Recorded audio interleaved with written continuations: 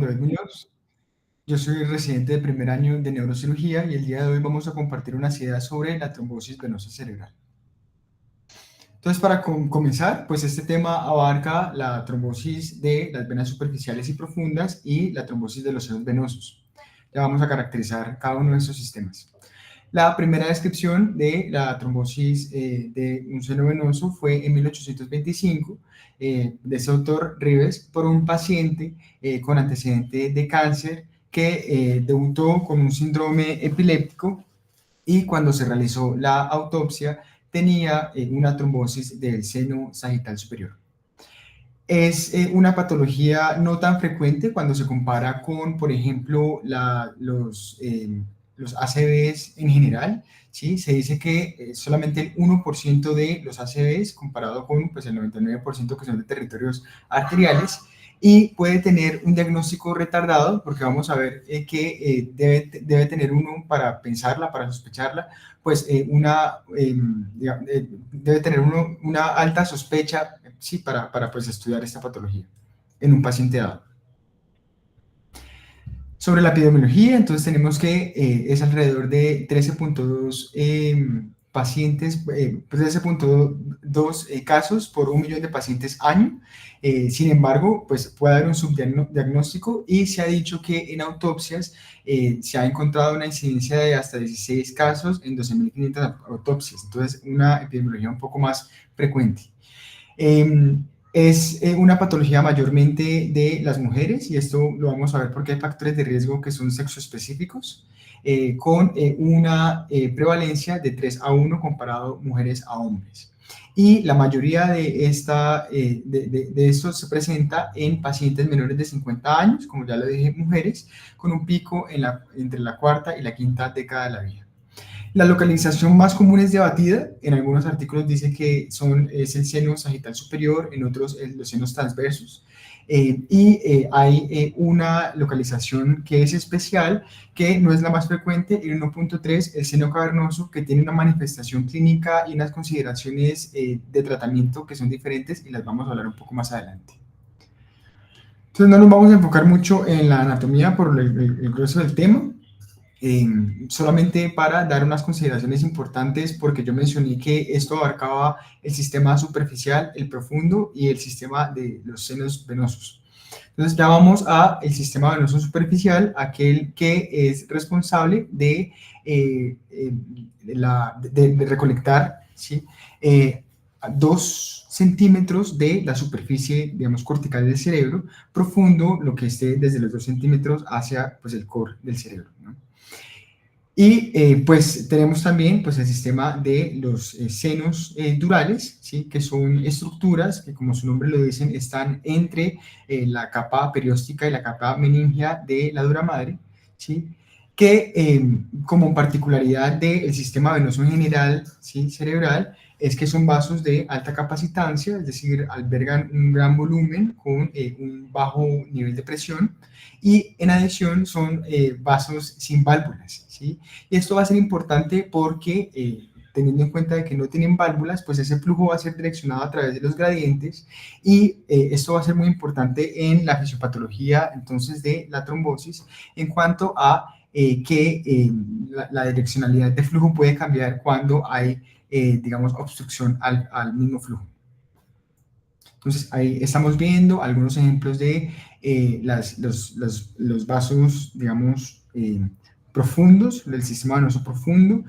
Son parte de estos, no todos, y como les dije, no me voy a centrar mucho en la anatomía, las venas medulares, las venas supraependimarias, venas importantes para el sistema venoso de estructuras como el tálamo, como la cápsula interna, como por ejemplo el claustro, etc. Entonces todo eso se va a recolectar en 2 estructuras importantes, como lo son la vena basal de Rosenthal en la parte más temporobasal, y hacia la línea media tenemos a la vena cerebral interna, ¿sí? Como ejemplos de lo que puede ser una estructura venosa profunda. Las estructuras venosas superficiales, entonces, ya lo mencionaba yo, a 2 centímetros de la corteza, en general no tienen nombres excepto las anastomóticas, que ya vamos a ver un poco más adelante en la importancia de estas venas anastomóticas, y las venas o los senos venosos, que es importante entender, y esto lo vamos a hablar un poco más adelante también, que tienen una amplia variabilidad y que muchas veces esta variabilidad es confundida por una trombosis, y esa idea lo vamos a hablar un poco más adelante. Entonces, como yo le decía, en ocasiones se dice que el más frecuente de sufrir trombosis es el seno sagital superior, y en otras que es los senos transversos. Es importante mencionar que en la mayoría de casos en realidad son múltiples senos, e incluso senos y venas del sistema venoso superficial y profundo, los cuales pues están comprometidos por la trombosis. Y esto va a ser importante porque dependiendo del compromiso, la extensión del compromiso y de la parte anatómica en donde estas venas pues van a trabajar, pues asimismo será la manifestación clínica. Esta es un estudio demográfico de Bogotá, ¿sí? Una serie de casos en donde tenemos 38 pacientes y podemos ver algunas de las ideas ya mencionadas, que la mayoría se da antes de los 50 años, la mayoría, como lo estamos viendo acá, en una proporción de más o menos 4 a 1, aquí en esta serie de casos es por el sexo femenino, y la mayoría se dan en esta serie de casos, senos transversos, la sumatoria entre el derecho y el izquierdo, con el segundo, digamos, grupo de senos, o el segundo seno más importante, el seno longitudinal superior. Entonces, conectando con lo ya antes mencionado, con las características del sistema venoso cerebral, hablemos sobre la patofisiología de esta entidad. Entonces, primero, pues comentar que cuando hay una trombosis y una oclusión del flujo del sistema venoso, de las venas como tal, pues vamos a tener entonces que hay un aumento de la presión retrógrada, ¿sí? Entonces vamos a tener un aumento en la presión de los capilares y evidentemente pues un aumento en el sistema venular. Este aumento de la presión de los capilares va a hacer una disminución a su vez en el flujo, ¿sí? En la perfusión, ¿sí? De pues el territorio, ¿sí? De ese capilar, y por lo tanto pues vamos a tener la marcha, la progresión de la isquemia y de la necrosis. Con esto vamos a tener un edema citotóxico. Pero antes del edema citotóxico, ¿sí? Por la misma aumento de la presión a unos vasos, como los capilares, que no están acostumbrados a este nivel de presión, vamos a tener la disrupción de la barrera hematoencefálica y con ello el edema vasogénico, ¿sí? Un efecto mecánico del aumento de la presión en el sistema venular y capilar es la ruptura de las paredes y con ello pues la hemorragia, ¿sí? De intraparenquimatosa. Esta hemorragia, es importante comenzar a mencionar ya, se va a dar en territorios que generalmente uno no pensaría vasculares, ¿sí? Y esa es una de las pistas que nos va a hacer a nosotros pensar con el cuadro clínico, con la epidemiología ya mencionada, que puede tratarse de esta patología. Además de lo que ocurre por el sistema propiamente de los vasos, vamos a tener también cambios en el líquido cefalorraquídeo.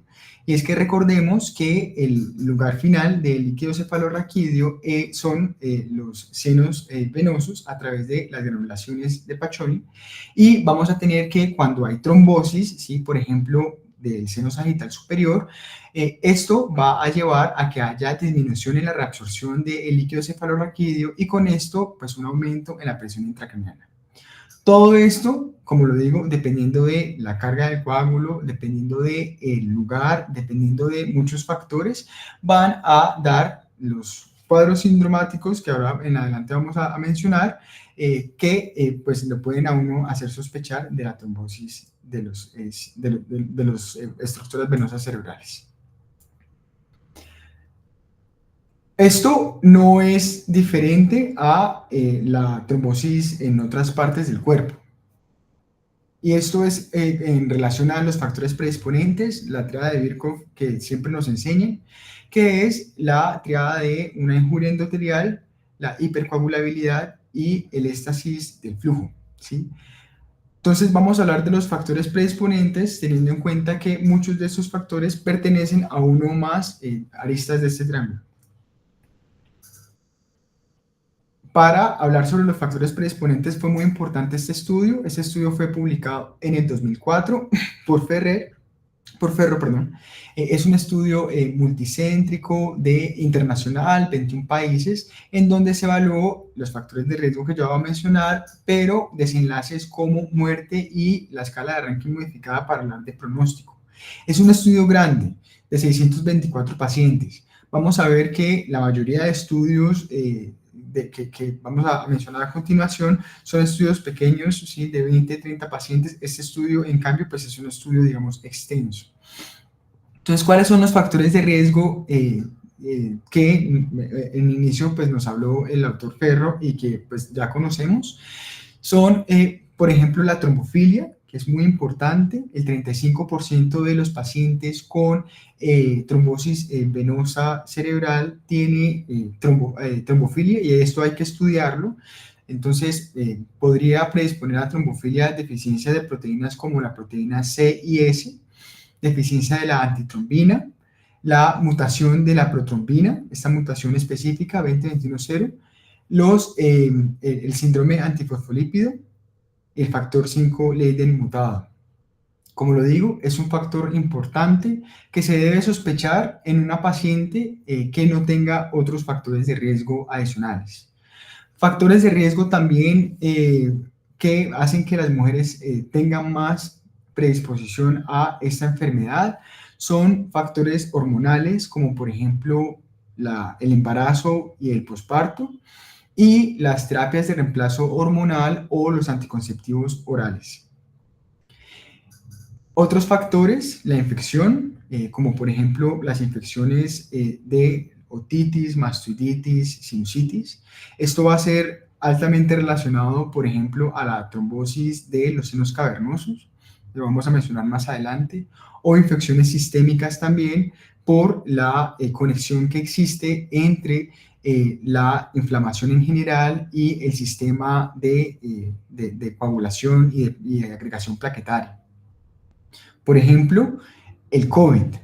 Se ha visto que no solo con la infección como tal del COVID, sino también con algunas vacunas, aumentaba la incidencia de esta enfermedad.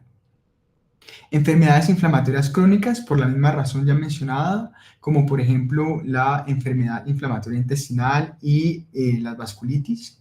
El cáncer, como uno pensaría, el factor predisponente en el primer reporte de caso de esta enfermedad. Las enfermedades hematológicas, ¿sí? Importante aquí, por ejemplo, la policitemia y la trombocitosis esencial. Y el trauma, ¿sí? Por lo mismo, la inflamación, etc. El síndrome nefrótico, que está relacionado a la pérdida de proteínas en orina, proteínas importantes para la inhibición de la coagulación, como por ejemplo la proteína C y la proteína S. Entonces se han hecho estudios que nos dan más señal de estos factores, por ejemplo, en este estudio, factores hormonales y esta entidad.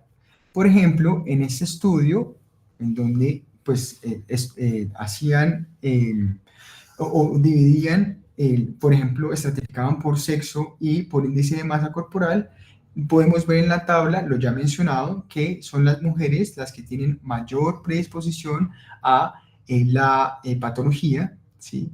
Y las mujeres que tengan un mayor índice de masa corporal y que aparte de ese mayor índice de masa corporal usen anticonceptivos orales, pues este perfil epidemiológico de una mujer con alto índice de masa corporal y uso de anticonceptivos orales nos da hasta 30 veces el riesgo de una persona que no tenga estos factores de desarrollar la enfermedad. Todo esto tiene que ver pues con la conversión de las hormonas a nivel periférico por la grasa en la obesidad, de la carga hormonal ya pues predispuesta por el sexo y por la carga de los anticonceptivos orales. Entonces, esto es lo que le mencionaba, la conexión de la infección, la inflamación, y no solamente la inflamación, sino la vacuna del COVID, del SARS-CoV. Y otra causa que me pareció interesante es, o que describen, es la punción lumbar. Entonces, realmente se ha estudiado si esto pues, es algo casual o definitivamente sí existe una relación entre la punción lumbar y el desarrollo de una trombosis venosa con sintomatología aguda. Se cree que sí, y que es debido a pues, la disminución del líquido cefalorraquídeo. Esto contribuye, por ejemplo, a una fuerza mecánica externa en los senos venosos que va a producir éstasis a su vez, y recordemos que el éstasis de sanguíneo va a ser un factor predisponente para los trombos, ¿sí? Digamos, es una asociación que puede ser una asociación espuria, debe estudiarse más, pero pues en algunos autores sí manifiestan la relación entre la punción lumbar y pues la trombosis de los senos. Como ya lo mencionaba, la presentación es muy heterogénea, se divide en aguda, subaguda y crónica con estos criterios de temporalidad: 7 y 30 días, menos de 7 días aguda, subaguda entre 7 y 30 y crónica más de 30 días. La mayoría de los pacientes se presenta en tiempo subagudo. Y pues esto va a tener una repercusión imagenológica importante. Además, como ya lo mencionaba, algunos autores dividen la presentación clínica en cuadros sindromáticos, estos 4 en general, que son la hipertensión intracraneana, el déficit neurológico focal. En general hablamos sobre déficit motor, mucho menos déficit sensitivo, las convulsiones y la encefalopatía. La cefalea es el síntoma más común. Esto también nos lo decía este estudio que ya les mencionaba, de los más de 600 pacientes. El 90% de sus pacientes se presentaba con cefalea, pero esta cefalea también es muy diversa. Puede ser una cefalea en estallido, ¿sí? Una cefalea que alcance el máximo dolor en cuestión de menos de 5 minutos. O puede ser un cuadro más larvado, más progresivo, ¿sí? Que daría como, que incitaría al paciente a consultar en el tiempo subagudo. En ocasiones esto se confunde con una migraña. Las convulsiones, que también les contaba yo, son importantes, se presentan en alrededor del 30% de los pacientes, depende mucho de, en general, el territorio afectado. El déficit neurológico focal, que les mencionaba, en general hablábamos sobre un déficit más motor que cualquier otra cosa, y la alteración del estado de la conciencia, dependiendo, por ejemplo, si son estructuras venosas profundas, por ejemplo, las estructuras que son importantes para la recolección de la sangre del tálamo, del bulbo, de todo el tallo, si el sistema activador reticular ascendente, pues vamos a tener un mayor compromiso de la conciencia. La hipertensión intracraniana, les mencionaba yo, es importante, por ejemplo, porque este perfil epidemiológico que yo les decía, una mujer joven que puede tener un alto índice de masa corporal, también se relaciona, y la cefalea, que puede ser larvada, con la presencia de papiledema, por ejemplo, también se relaciona con un diagnóstico diferencial importantísimo en estos casos, como lo es la hipertensión intracraniana idiopática. La presentación clínica de seno cavernoso es diferente a lo que ya hemos hablado. Como lo mencionaba, digamos, es uno de los sitios en donde se documenta menos o no tanta trombosis como los senos transversos y el seno sagital superior, pero tiene una presentación clínica pues algo florida.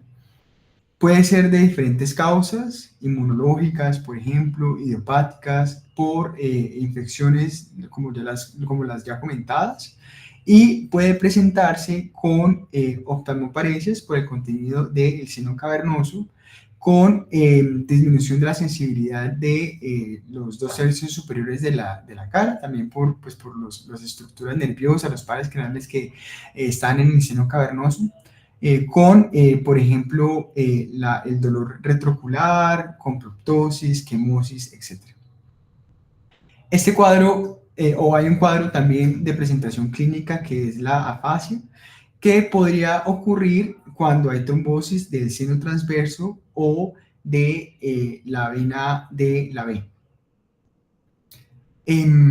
Como les digo, y todo, en resumen, nosotros podríamos pensar que la presentación clínica no hay nada patognomónico que a mí me permita pensar esto es una trombosis de senos.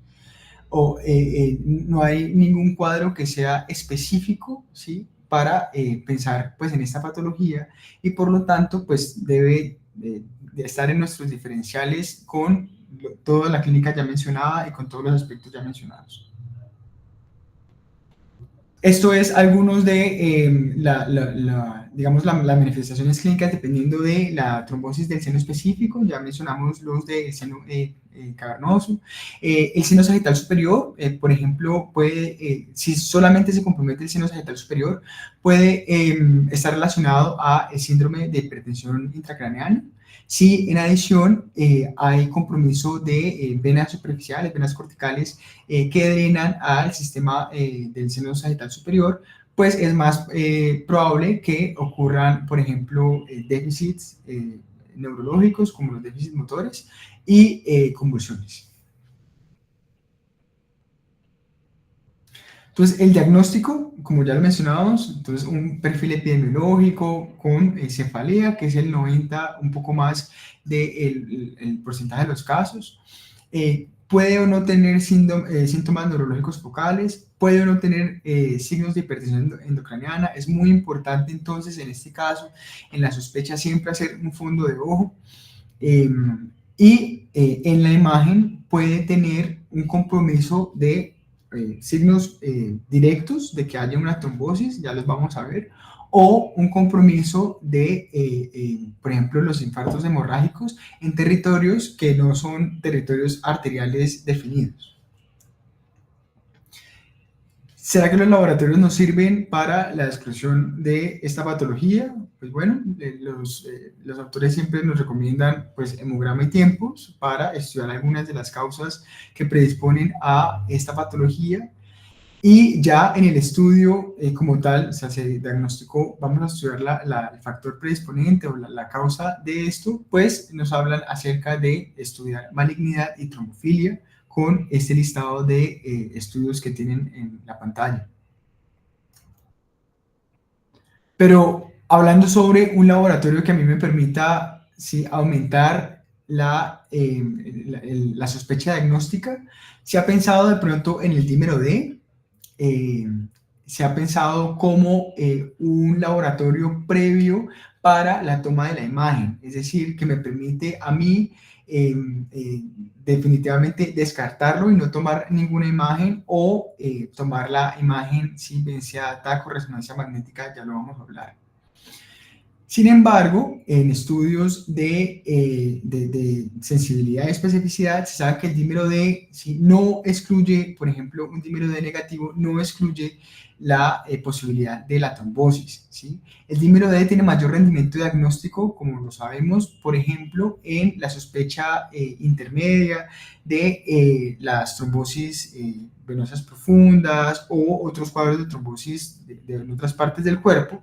Sin embargo, no tiene un buen rendimiento diagnóstico en tanto a que hay un gran número de falsos negativos en los pacientes que sufran pues, la trombosis venosa cerebral. Por ejemplo, en pacientes que tengan síntomas crónicos, ¿sí?, la guía europea pues desaconseja su uso, y por ejemplo cuando el trombo es pequeño, cuando hay una carga trombótica pues leve, también pues se desaconseja el uso. Entonces no se debe utilizar como herramienta diagnóstica. Puede utilizarse, ¿sí?, como, solamente como para documentar, digamos, o sea, no se debe utilizar para saber si se toma o no la imagen, ¿sí? No es lo que quiero decir. Se han hecho algunos scores de diagnóstico Este es un score publicado en el 2020, en donde nos habla de estas variables, que haya tenido convulsiones, una paciente con trombofilia, como lo sabemos, el 35% de las pacientes que tienen la trombosis cerebral, el uso de anticonceptivos orales, los síntomas mayores a 6 días, porque más del 50% de los pacientes se presentan en el periodo subagudo, que tenga la peor cefalea, si bien esto pues uno lo pensaría más para una hemorragia subaracnoidea, pues tenemos que tenerla en cuenta también como diferencial, inclusive en la imagen como diferencial a que no sea una trombosis venosa y un déficit neurológico. Entonces, con este score, pues lo vamos a calcular entre 6 a 12, nos da una alta probabilidad de que efectivamente se trate de una trombosis venosa cerebral con un valor predictivo positivo del 92% y menos de 2, o 2 o menos, tiene un valor predictivo negativo del 94%. Y este autor en particular nos habla de aumentar esa sensibilidad y especificidad gracias a unos puntos de corte del dímero D. Sin embargo, pues nuevamente recordarles, la Sociedad Europea del Stroke nos dice que no se recomienda el uso de esto para el diagnóstico como tal de esta entidad. Entonces las imágenes son muy importantes. La primera imagen que siempre pues, tenemos más disponible, que se utiliza en cuadros de déficit neurológico agudo, siempre va a ser el TAC. Esto nos va a permitir excluir diagnósticos diferenciales, como por ejemplo excluir una ACV de causa arterial, o nos va a permitir tener presunción de este diagnóstico por infartos en territorios no arteriales, ¿sí? Por ejemplo, los territorios venosos, después los mostraré, o hemorragias en estos territorios no arteriales. Sin embargo, la TAC es normal, principalmente en pacientes con trombosis aguda, la TAC es normal en el 30% de los pacientes. Y uno de los signos que más se ve en la TAC simple es una hiperdensidad no muy marcada del territorio del lugar de la trombosis cuando uno la compara con las carótidas. Sin embargo, pues para verlo hay que sospecharlo, ¿sí?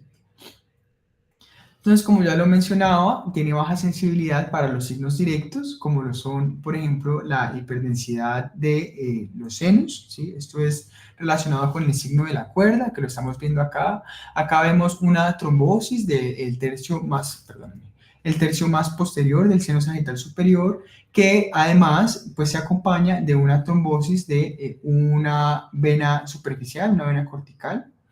Vemos también la importancia del edema del parénquima, ¿sí?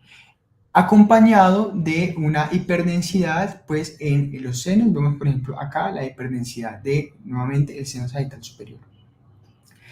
Y vemos, o es importante y siempre se describe en el TAC contrastado, nuevamente es importante, muy importante recordar lo que es un TAC contrastado, el signo del delta vacío, que lo estamos viendo acá, que es hipodenso, ¿sí? En el interior, en la luz, comparado con la meninge que lo recubre. Esto, sin embargo, ocurre poco, el 20% de los casos. Y el signo de la cuerda, como dato adicional, el que ya les mencioné, este de acá, puede persistir hasta 2 semanas posterior al inicio del cuadro.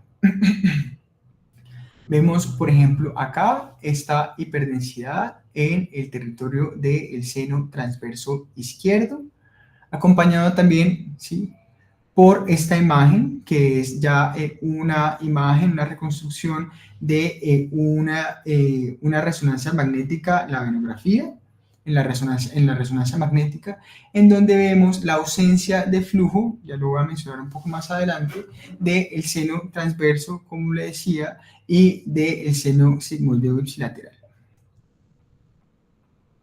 Entonces, la resonancia magnética es importante pues, tener en cuenta que va a cambiar dependiendo, como todos los sangrados, dependiendo de la temporalidad de los mismos.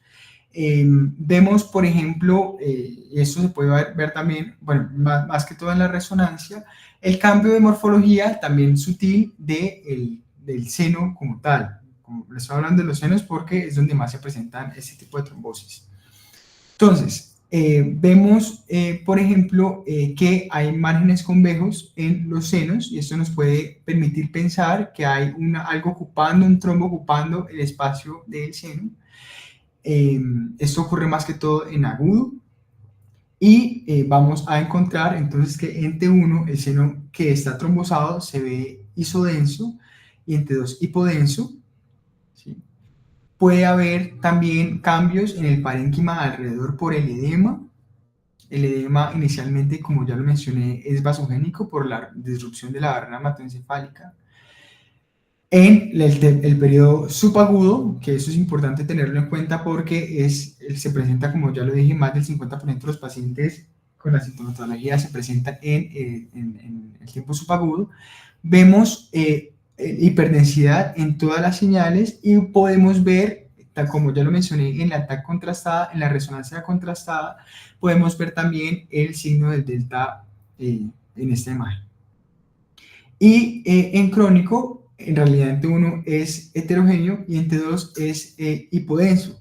Pero aquí, por ejemplo, Osborne nos dice un aspecto que es importante y es que debido a la obstrucción crónica pueden existir, digamos, ingurgitación de vasos perilesionales que pueden en un momento dado tener vacíos de señal en el T2WI y realzar en el T1 más contrastado.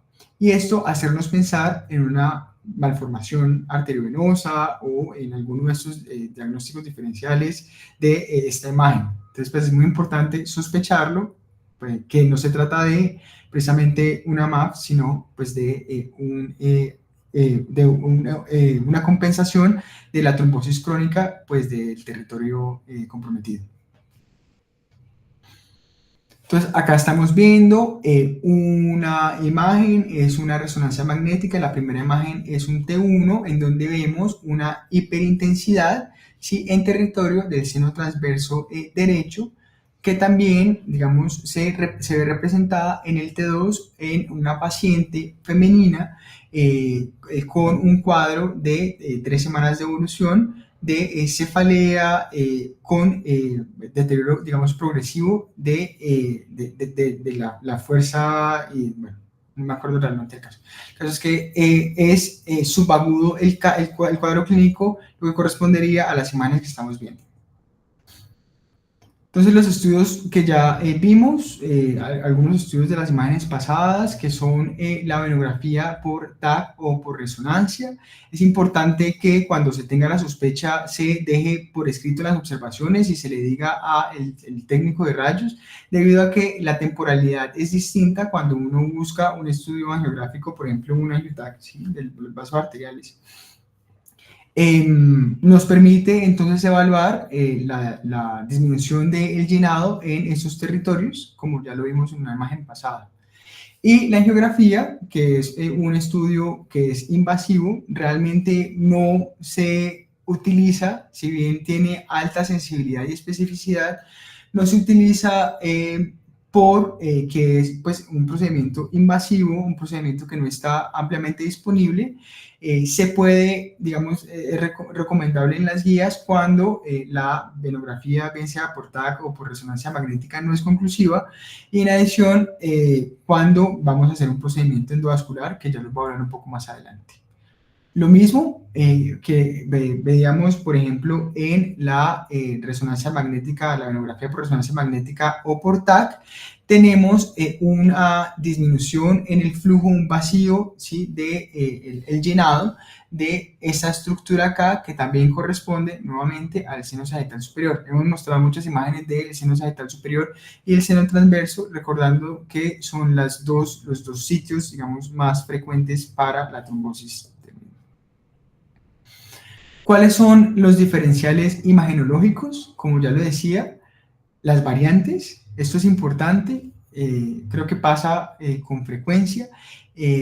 que, por ejemplo, el seno transverso, hay en el 60% de los casos una dominancia derecha del seno transverso, y con el contralateral, pues que puede ser hipoplásico o no dominante. Entonces, pues se sospecha esta patología. Entonces, pues hay que tener en cuenta este diferencial. Y uno, digamos, lo podría diferenciar a través de mirar también el seno transverso y su continuidad con el sigmoideo y la yugular. La vena yugular, el bulbo de la yugular en general es hipoplásica cuando hay un segmento hipoplásico del seno sigmoideo y el seno transverso. También variaciones anatómicas, por ejemplo, variaciones anatómicas de la confluencia de los senos, la segmentación, las granulaciones de Paccioni gigantes, ya les voy a mencionar, les voy a dar una foto. El hematocrito alto, ¿sí? Esto porque pues, nos va a pintar de manera difusa las estructuras vasculares hiperdensas, no solamente las venosas, sino también las arteriales, y esto es, digamos, cómo sospecharlo. O la imagen de unas estructuras vasculares, digamos, más hiperdensas o hiperintensas de lo normal en el fondo de un cerebro no mielinizado aún, como puede ser pues, en los neonatos.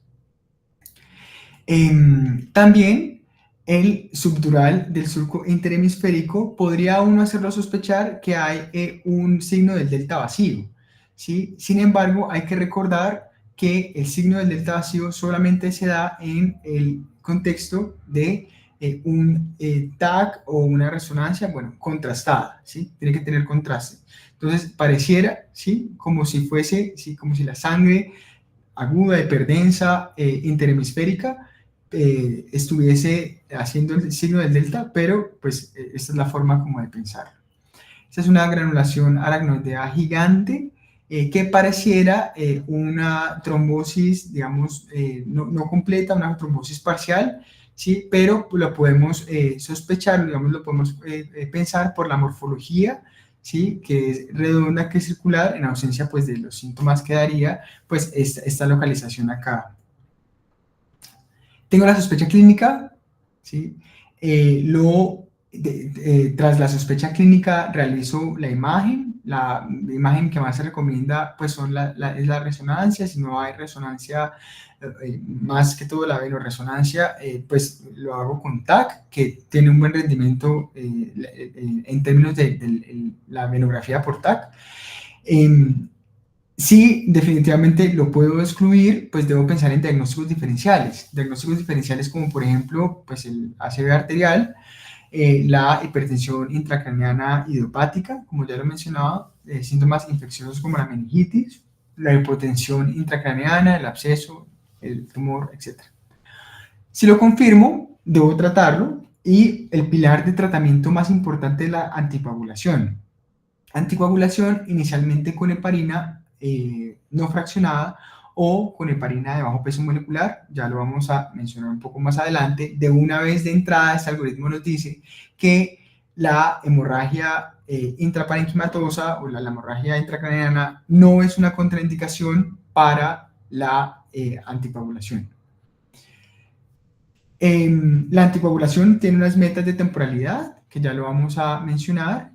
Sin embargo, digamos, si después de la anticoagulación hay un deterioro neurológico, pues debo pensar si debo diferenciar, tomar nuevamente una imagen, como siempre lo hemos hecho, y diferenciar si existe un efecto de masa, por ejemplo, de ese edema, para considerar pues las terapias, digamos, el evento neuroquirúrgico, o por el contrario, no existe un efecto de masa en la TAC control posterior al deterioro para pensar en manejo endovascular, que ya los vamos a mencionar.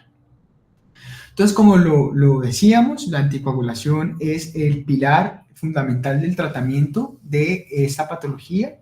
Esta nos permite, pues, tratar el trombo como tal, prevenir la propagación y, pues, aumentar el chance de recanalización.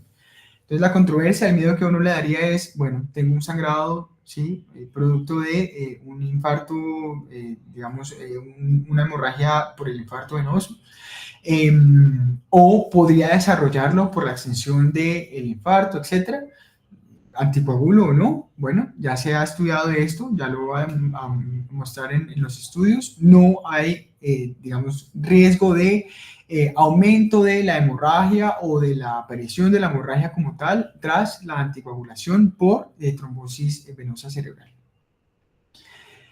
Esto nos lo dicen, pues, en realidad en todas las guías, en los artículos que uno, pues, que se lee, la guía de la Asociación Americana del Corazón, la guía Stroke, también, por ejemplo, la guía europea de los estudios que ya voy a mencionar, todos son muy enfáticos en que no importa si hay una hemorragia por el infarto venoso, la anticoagulación como tal, pues permite, ¿sí? Es beneficiosa en tanto a que disminuye el riesgo de mortalidad y puede tener como beneficio la mejoría de la funcionalidad a largo plazo.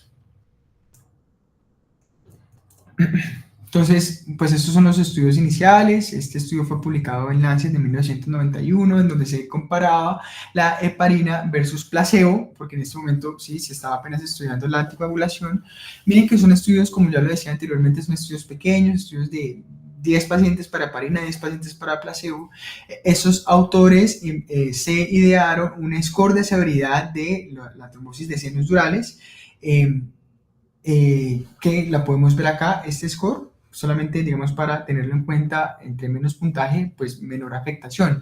Y se daban cuenta de que muy temprano en el curso de la enfermedad había un evidente beneficio de la anticoagulación, en este caso con heparina.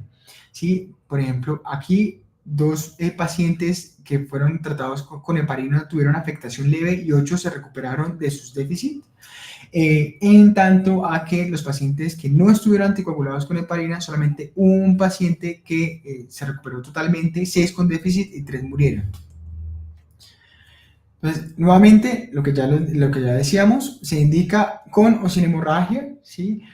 No, se cree que no hay aumento de la hemorragia, hay incluso una disminución de la probabilidad de realizar hemorragia por la fisiopatología, y es que con la anticoagulación lo que se hace es que se disminuye la obstrucción, se trata de la recanalización o la no extensión del trombo, y por lo tanto pues va a crecer la presión venosa, la presión retrógrada capilar, que son las responsables de la hemorragia como tal.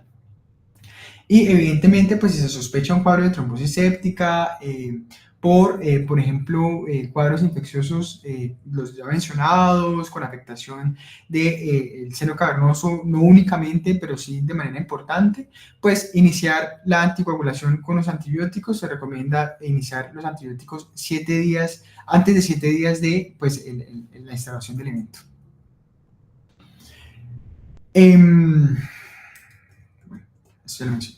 Entonces, en este estudio, pues estamos viendo la comparación de la heparina no fraccionada versus placebo, de la heparina de bajo peso molecular versus placebo en términos de mortalidad y en términos de desenlace funcional.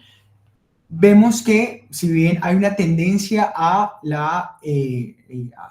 hacia la heparina, sí, esta tendencia, digamos, cruza el valor nulo, cruza el 1, y esto pues lo podemos explicar por el número de pacientes, sí, que hay en estos estudios. Como lo digo, una patología pues relativamente infrecuente con respecto a su contraparte arterial. Sin embargo, pues, digamos, es recomendado en las guías y sí se ha demostrado que tenga efecto pese a, pues, digamos, este cruce del valor nulo acá en este forest plot. ¿Sí? Comparado con comparando la heparina bajo peso molecular versus la heparina no fraccionada, pues se ha dicho que realmente ambas son eficaces en la reducción de la mortalidad y en el mejoramiento de los desenlaces funcionales de esta patología. Sí, se pueden utilizar ambas. De hecho, en algunos artículos mencionan por la facilidad de la heparina de bajo peso molecular, de su uso y de la llegada a metas terapéuticas, de pues preferirla no por la efectividad, sino pues por estos, digamos, puntos más prácticos ya mencionados. Entonces ya sabemos, anticoagular sí, ¿sí? ¿Cuánto tiempo anticoagular? Depende, ¿sí? Con la heparina, pues el ajuste de la heparina se hace en general, no es la mejor estrategia, pero la más disponible con el tiempo activado de protrombina, un valor entre 2 a 3 veces el valor, digamos, del límite de normalidad del laboratorio. Y se puede cambiar, ¿sí?, a anticoagulantes orales, inhibidores de la vitamina K, no las nuevas terapias de anticoagulantes orales, los DOACs, sino inhibidores de la vitamina K como tal, cuando haya estabilidad clínica. Entonces, ¿por cuánto tiempo? 6 meses, si se sabe que es un factor provocado, digamos que es un factor que puede cesar el embarazo, el trauma, la infección. Si es no provocada, 12 meses, ¿sí? Si hay un factor de por vida como la trombofilia o múltiples eventos tromboembólicos, debe ser anticoagulado de por vida. Y en pacientes embarazadas, pues por el riesgo de teratogenicidad, se prefiere la heparina de bajo peso molecular por todo el embarazo. E incluso, pues si la paciente desea quedar en embarazo, posterior a haber tenido un evento de estos, una trombosis cerebral, pues debe tener profilaxis durante los siguientes embarazos también. En términos de un factor de asociación, sí, un factor importante de predisposición, los anticonceptivos orales, es importante entonces pues que haya una buena consulta de la terapia anticonceptiva para que sean métodos o no hormonales o métodos no estrogénicos. ¿Qué se ha dicho sobre los trombolíticos sistémicos? Entonces se han estudiado sus tres principalmente, la streptokinasa, la urokinasa, el factor activado de plasminógeno. ¿En qué pacientes sí o sí se contraindican? En pacientes pues con riesgo de sangrado, como sangrado gastrointestinal, con pacientes, en este caso sí, que tengan hemorragia intracraneana extensa, en pacientes que tengan trauma reciente, la enfermedad inflamatoria intestinal, etc. En estos pacientes sí o sí está contraindicado, ¿sí? Se pensó en pacientes que tengan una carga trombótica amplia y no mejoría sintomática pese a la anticoagulación.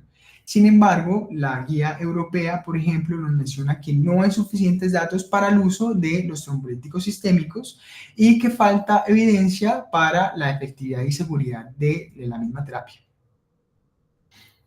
Esto, digamos, lo va a pasar rápidamente si hay hipertensión endocrinal dado por pues deterioro del estado de la conciencia, por ejemplo, todos los síntomas de hipertensión endocrinal, dilatación pupilar, la triada de Cushing, etc., pues se debe pensar en la disminución de la hipertensión intracraniana inicialmente con manejo médico, ¿sí? La acetazolamida y los agentes osmóticos que ya mencionamos en una charla pasada, la diversión del flujo, por ejemplo, por un catéter espinal o por la ventriculostomía, y ya en los casos crónicos, ¿sí? En los casos muy crónicos, pues pensar en la fenestración del nervio óptico, terapia que se comparte con, por ejemplo, la hipertensión intracraniana idiopática.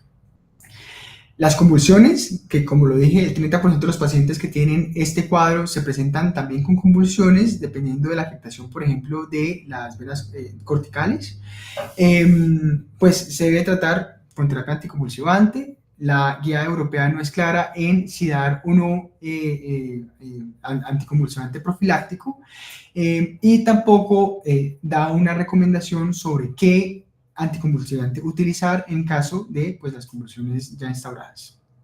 Sobre los esteroides, el estudio que les mencioné al inicio de más de 600 pacientes, tuvo unos pacientes que tenían terapia con esteroides. Se sabe que en los pacientes que no tienen lesión parenquimatosa, ¿sí? Que tienen un peor pronóstico como tal, y ya vamos a hablar del peor pronóstico, tienen peores desenlaces, ¿sí? Entonces, las guías nos recomiendan el no uso de esteroides en esta patología. Pasa algo parecido también al trauma craneoencefálico, en donde los esteroides no han demostrado, digamos, un beneficio terapéutico. Pacientes con mal pronóstico, ¿sí? ¿Qué pacientes tienen de entrada mal pronóstico que yo deba pensar en ya de estar preparado para otras terapias? Pues esto también estuvo con este estudio de 624 pacientes de Ferro. Él estudió o dicotomizó a esos pacientes, hizo este score de predicción y nos habla de las patologías de base, como el cáncer, de un deterioro del estado neurológico inicial de entrada, como el coma, de otros lugares de trombosis por la predisposición y factores compartidos, como por ejemplo la trombosis venosa profunda, de un estado de conciencia alterado, ser hombre, ¿sí? Y la hemorragia intracraneana. Entonces, más de 3 puntos, o 3 puntos o más bien, es predictor de mal pronóstico. Y se sabe que estos pacientes pues, tienen mayor probabilidad de tener un ranking modificado pues, más alto entre más, digamos, factores o puntos tengan en esta escala. Inclusive, a veces se utiliza estos factores de mal pronóstico para los pacientes, digamos, para que se piense en un paciente candidato a el intervencionismo. Entonces, ¿qué pacientes son candidatos al intervencionismo? Pues pacientes que tengan un bajo Glasgow, que ya lo hablamos, un compromiso extenso, que se deterioren en su conciencia, en pacientes que tengan anticoagulación contraindicada, lo que ya, digamos, había mencionado con la anticoagulación sistémica, con la terapia sistémica. Esto es, por ejemplo, pacientes con sangrados gastrointestinales recientes, con trauma reciente, etc. En estos pacientes uno pensaría que se pueden beneficiar del intervencionismo, del neurointervencionismo. Hay varias vías, ya la doctora Lorín nos había hablado un poco sobre este tema, sobre las vías. ¿Y cuáles son las terapias que se pueden utilizar con el neurointervencionismo? Pues puede ser, por ejemplo, captar el coágulo, ¿sí? el retriever del coágulo, por trombectomía mecánica, por el uso de la medicación intraarterial, ¿sí? De anticoagulación intraarterial, por sistemas de flujo de presión, ¿sí? O por por el balón, ¿sí? Sí, stenting con balón en la parte de intervencionismo. Finalmente, una idea sobre la cirugía. Entonces, ¿qué pacientes uno pensaría en cirugía? Pues muy parecido a lo hablado ya hace 2 semanas de la ACV maligno, pues la cirugía está indicada en pacientes que tengan una presión intracraneana refractaria al tratamiento médico, con un gran compromiso, por ejemplo, del estado de conciencia, con evidencia imagenológica y clínica de la presión intracraneana refractaria, como por ejemplo la parálisis del tercer par, el deterioro neurológico ya mencionado, la asimetría pupilar, también la parálisis, o imagenológico como los síndromes herniarios o la desviación de la línea media. Esto, por ejemplo, nos podría ayudar o digamos, nos podría incitar a pensar en pues, la descompresión. Ya vamos a ver sobre la descompresión. Y como dato curioso de la evidencia de la cirugía y el tratamiento como tal de la trombosis, en ocasiones ¿sí? Se realizaban funciones ¿sí? para venotomía, ¿sí? Para la extracción del coágulo como tratamiento, ¿sí? O sea, ha reportado eso como tratamiento. Evidentemente, pues en este momento pues, se utiliza un algoritmo diagnóstico diferente y tratamiento diferente. Entonces, para hablar sobre la cirugía, quisiera traerles esta serie de casos. No hay muchos estudios, no como en ACV. Si bien en ACV maligno, por ejemplo, es poca los estudios, ¿sí? Que quisiera uno tener mayor fuerza de evidencia. En esta patología, el requerimiento quirúrgico pues, es aún menor y por lo tanto pues, hay menor calidad de la evidencia y menor volumen como tal de la evidencia. por ejemplo, encontré esta serie de casos de 42 pacientes de tratamiento en general en este hospital. Publicado en el 2021, 7 requirieron cranectomía descompresiva, que es un número alto realmente. 5 eran mujeres, ya sabemos que en general las mujeres pues tienen más predisposición a esta patología. El tiempo medio de evolución de la sintomatología eran 8 semanas, sin embargo, hubo un deterioro neurológico dado por, en general, la anisocoria, disminución del Glasgow y la desviación de la línea media más de 5 milímetros. 4 de estas 5 pacientes eran, o tomaban los anticonceptivos orales y una tendría como evento posiblemente desencadenante el síndrome de antifosfolípido. ¿Qué pasó del desenlace que me dieron ellos? Pues se realizó en las 7 la cranectomía descompresiva, 2 murieron y la mayoría quedó en ranking entre 3 y 4. Esta es la tabla, digamos, extendida de que lo que les estoy comentando, mayoría mujeres, ¿sí? Mayoría con deterioro del Glasgow, ¿sí? La mayoría fue en senos sagital superior, como ya lo hemos venido mencionando en algunas, y el desenlace fue el ranking modificado, ¿sí? Que pues osciló entre 3 y 4 en la mayoría. Como lo digo, un estudio pequeño, no existen grandes estudios para hablar sobre el desenlace realmente de estos pacientes. Pensaría uno también que pues más que promover el beneficio funcional, pues sería algo de supervivencia relacionado con lo que ya se sabe de la cranectomía descompresiva en el ACV. Hay que estudiarlo, se necesita más volumen de pacientes. Entonces, el pronóstico de esta patología en general es buena. De la serie de casos de Ferro, el 57% estuvieron asintomáticos a los 16 meses, solamente el 8% pues, tuvo el desenlace de mortalidad. Los estudios de mortalidad en otras series de casos a 30 días son del 5.6% y la mayoría son por los síndromes herniarios. La recanalización de la trombosis en general, ¿sí? Cuando no se cronifica esta, es del 84% y de hecho, si el paciente pues, no está muy sintomático, si se continúa con su terapia de anticoagulación oral, se recomienda pues, tomar una imagen para demostrar recanalización entre 3 o más meses posterior al inicio del tratamiento.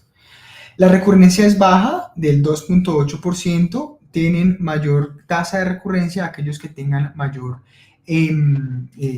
factores de mal pronóstico. Y sí es importante siempre mencionar que existe un mayor riesgo de tromboembolismo venoso, ¿sí? Por ejemplo, de tromboembolismo pulmonar, de trombosis venosa profunda, de los pacientes que han tenido trombosis cerebral y el mayor riesgo está dentro del primer año. Entonces, como conclusiones, pues esta es una entidad poco frecuente comparada con la trombosis arterial, con su contraparte arterial. Sin embargo, es muy importante pues, que esté en nuestros diferenciales. Siempre se tiene que hacer una buena historia clínica cuando se sospecha esta patología, pues aún más para evidenciar los factores de riesgo. Y pues es importante pues los signos, ¿sí? La imagen, ¿sí? Que nos va a confirmar o nos va a permitir pensar en diferenciales de esta patología. El manejo en general es conservador, es el manejo médico y pues el manejo neuroquirúrgico, si bien es el ya mencionado en los casos pues de la hipertensión refractaria al tratamiento médico, se necesita de más estudios, de más pacientes para saber si es una medida salvamentoria como lo es en el ACV maligno o si realmente tiene impacto en el desenlace funcional. Eso era todo lo que les quería compartir. Muchas gracias.